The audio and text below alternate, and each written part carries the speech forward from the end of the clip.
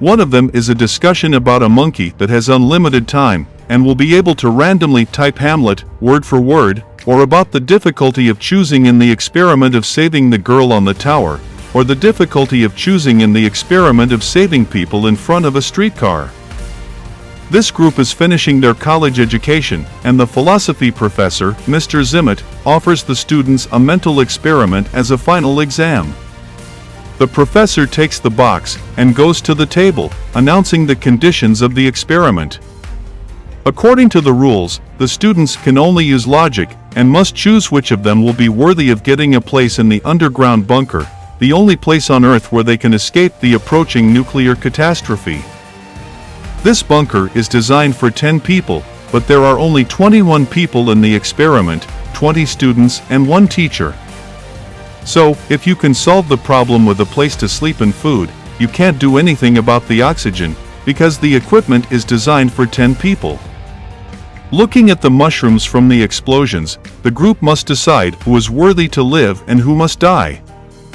Also, according to the terms of the experiment, each student has unique skills and no less unique problems. Our students take turns pulling leaves with professions written on them out of the box. While the professions are being handed out, the professor coughs several times and covers the box. And so the first mental experiment takes our students to Prambanan. Each student names the profession he or she has obtained. At this point, the instructor eliminates from the group a poet who has no place in a dying world. Eventually, through voting, they select a farmer, a civil engineer, an electrician, a doctor, a senator, a soldier, a psychotherapist, a carpenter, and a chemist. The professor says he will reveal his specialty later. The students choose Mr. Zimmett for the last remaining spot in the bunker, counting on the fact that his skills will surely be more useful than those of an opera singer. The rest of the group decides to split up and spend some time apart, since they will have to be together for a year anyway. Suddenly, our students hear the sound of gunshots. Running to this noise, they see that the professor has removed those students who did not qualify for the bunker to spare them the agony of radiation exposure. Under the pretense of gathering useful supplies, the students escape to the bunker. The professor, realizing that the students have tricked him, runs into the bunker, but it is too late, and the students close the outer doors of the bunker right in front of him. Petra, a civil engineer, can't sleep at night, so she opens the inner door of the bunker. Petra sees a teacher lying at the outer door of the bunker with burns on his skin. The man shows the girl a note that says he is the only one who knows the code to open the bunker door. After that, all the students come to the door, but fearing it is a trap, they decide to live a year in the bunker, and only then find out if it is true or false. Thus begins their year of life in the bunker. Petra keeps coming to the door where they left Mr. Zimmett. Days pass, the students go about their daily business, but with each day that passes, they get closer and closer to the moment when they find out if they have made a mistake that will cost them their lives. A year later, the students try to get out of the bunker, but they realize that Mr. Zimmett told them the truth, because in order to get out of the bunker you have to enter the code of the door.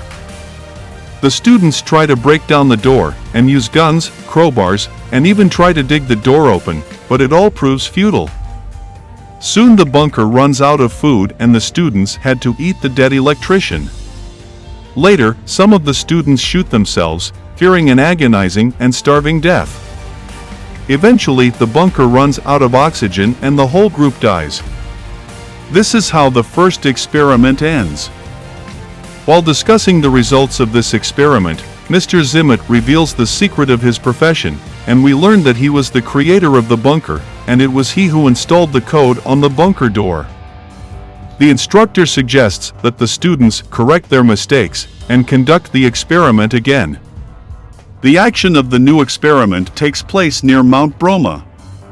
However, now the task is more complicated, because the selection is based not only on the students' skills, but also on their personal qualities and data.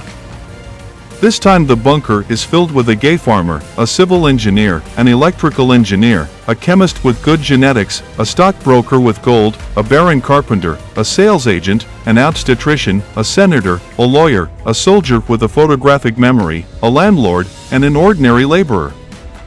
The last seat in the bunker is once again reserved for Mr. Zimmett. The students who didn't get into the bunker get into their cars to try to get away from the explosions. However, a bomb falls near their car, sweeping away everything in its path. The 9 surviving students and the teacher rush to the bunker for rescue.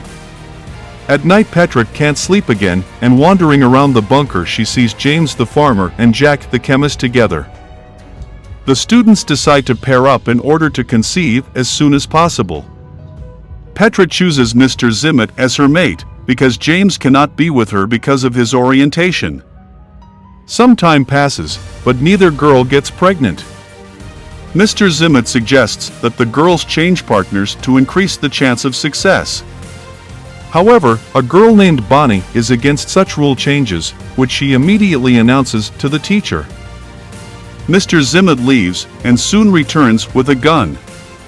The man kicks all the students out of the room except Bonnie. The professor gives the girl a choice: either she accepts the new conditions or she will be erased from the experiment. Jack, who was hiding in the room when Mr. Zimmett came in with a gun, attacks the professor and takes the gun away. During the scuffle, Jack badly injures Mr. Zimmett. The man leaves the room and walks toward the bunker exit. The students follow the professor and see him standing next to the outer door and control panel. The man starts to enter the code, and Bonnie runs to him, but they are not in time to stop the professor. And the second experiment ends in failure. James asks Mr. Zimmett why he coughed after he and Petra pulled out their papers. The boy abruptly runs to the teacher's desk and grabs a box. James examines this box and discovers that the box has a triple bottom. In the box are several flyers with a gay farmer and a civil engineer, and at the very top are all the other flyers.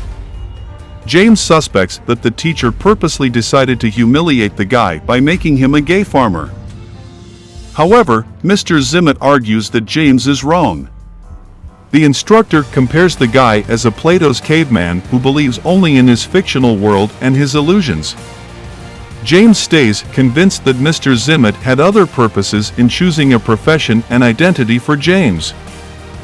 James then proposes a third round of the experiment. All the students refuse except Petra, and Mr. Zimmett himself agrees to another experiment, but on the condition that James is now a florist. The terms of the experiment place the group on a deserted island. Mr. Zimmett, under the pretext of checking the bunker, hides the machine gun and takes a pistol with him.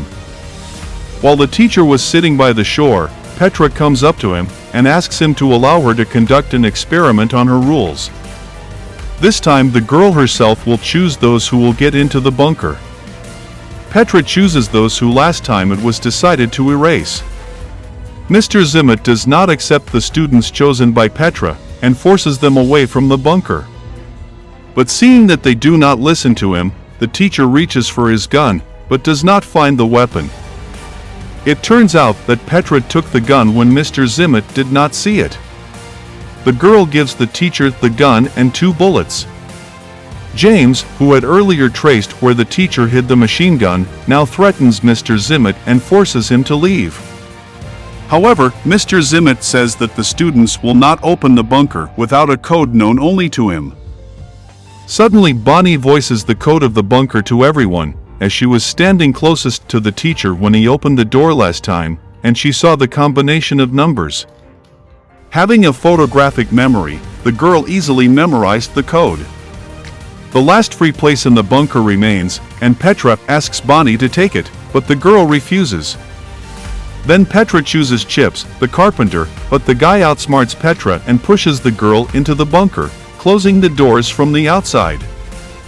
Chips takes the remaining students with him and takes them by boat to another island where they can survive. Petra, James, and the other students live in the bunker for a year. They spend their time playing poker, listening to poetry, and acting out theater pieces.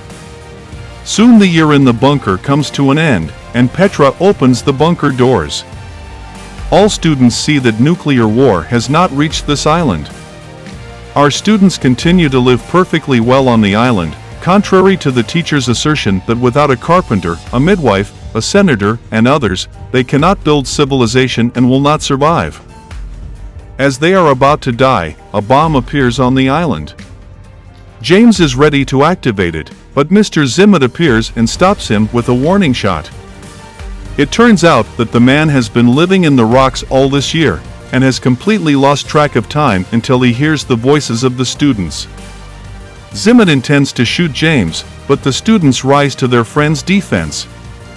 Eventually James presses the activation button on the bomb and the lesson ends. Chips talks about his experiment within an experiment. So, after sacrificing himself, the guy takes the group to another island. All the men in his group die by accident. Since Chips is young, he can't be infertile. The guy applies his skills as a carpenter, and builds his own little paradise, where he now has a girl for every day of the week except Sunday, because on that day he will rest. Everyone laughs. The students hand in their textbooks and leave, but Petra remains in the classroom. The girl closes the office door and goes out onto the balcony.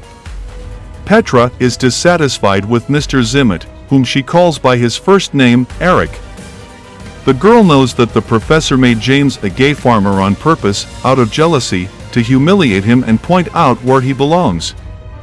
Petra says that it was pointless, since James doesn't know about Eric and Petra's connection. The girl announces that she is leaving with James to go to another city. Eric asks the girl to stay and be with him, but Petra does not agree. Having kissed Eric goodbye, the girl leaves. The end of the story remains open, as we see two developments.